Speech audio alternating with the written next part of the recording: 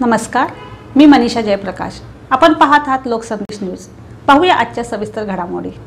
चारित्र्याच्या संशयावरून पतीने पत्नीची हत्या केल्याची घटना शुक्रवार दिनांक 7 रोजी उघडकीस आली आहे आणि पतीने पत्नीवर कोयत्याने चेहऱ्यावर, गळ्यावर, मानेवर वर्मी घाव घालून खून केलाय।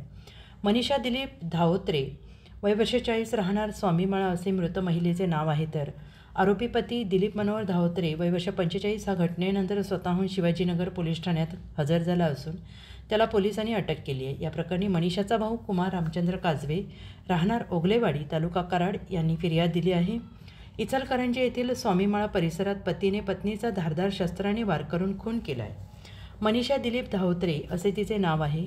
खून करून पती दिलीप धावत्रे हा स्वतः शिवाजीनगर पोलीस ठाण्यात हजर होऊन खून केल्याची माहिती दिली आहे। त्यामुळे पोलीस ठाण्यात खळबळ उडाली आहे। पोलिसांनी घटनास्थळी धाव घेत पंचनामा करून मृतदेह विच्छेदनासाठी IGM रुग्णालयात हलवला आहे। चारित्र्याच्या संशयावरून हा खून केल्याचं प्राथमिक तपासात समोर आलं आहे। स्वामीमाळा परिसरात दिलीप धावत्रे हा परिवारासह राहण्यास आहे। तो यंत्रमाग कारखान्यात दिवाणजी म्हणून काम करतो।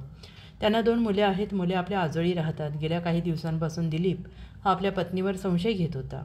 त्यामुळे दोघांमध्ये वाद होत होता आणि काही वेळा नातेवाईक येऊन हा वाद मिटवत होते। काल गुरुवारी मनीषा आणि दिलीप यांच्यामध्ये मोठा वाद झाला। याचाच राग मनात धरून दिलीप यांनी पत्नी मनीषा ही घरी झोपलेली असताना मध्यरात्रीच्या सुमारास तिच्या मानेवर आणि तोंडावर धारदार शस्त्राने वार केले। यात मनीषा हिचा जागीच मृत्यू झाला। घटनेनंतर दिलीप हा पहाटे 5 वाजता शिवाजीनगर पोलीस ठाण्यात स्वतःहून हजर झाला आणि मी माझ्या पत्नीची हत्या केली आहे असं सांगितलं। त्यामुळे पोलिसांनी त्याला ताब्यात घेत घटनास्थळी धाव घेतली।